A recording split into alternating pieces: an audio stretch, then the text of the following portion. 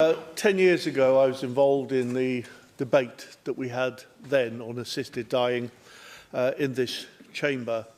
And I put my name to that motion at that particular time to support it.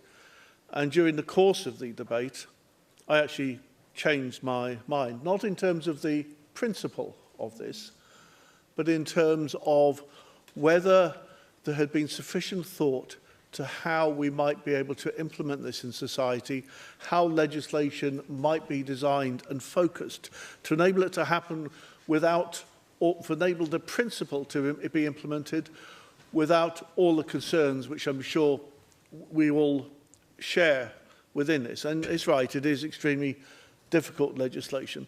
But I think during the course of those 10 years, during that debate, I changed my mind on it and I then voted against it.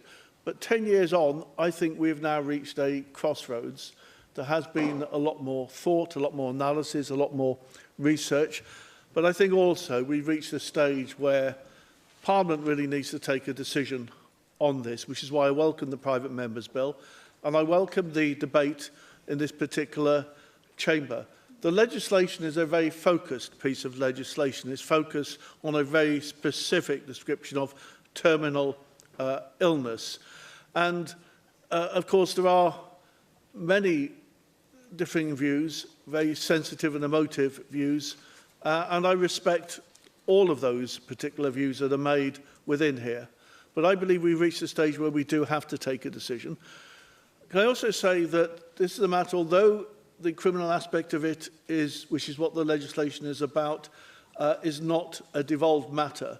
The implementation of what happens in this legislation clearly is a devolved matter, and perhaps the Minister will be able to confirm whether he agrees that this is a matter that will come back to this chamber, that the issue of legislative consent will actually be required, because it does specifically engage the delivery and the implementation by devolved services. But for me, this is really about choice. And I can summarise them in just 3 or 4 points, I think. Firstly, I think it is about the dignity of choice, and indeed about the dignity of death. Secondly, it would be about, in certain circumstances, my right to be able to choose. It is also, I think, very clear that the role of government is not to deny me that choice, but to set the legislative framework within that choice can actually be exercised. So I believe that I have the right to make that choice, to make that decision myself, but within the narrow confines and focus of the legislation itself. I support the bill that is going through Westminster.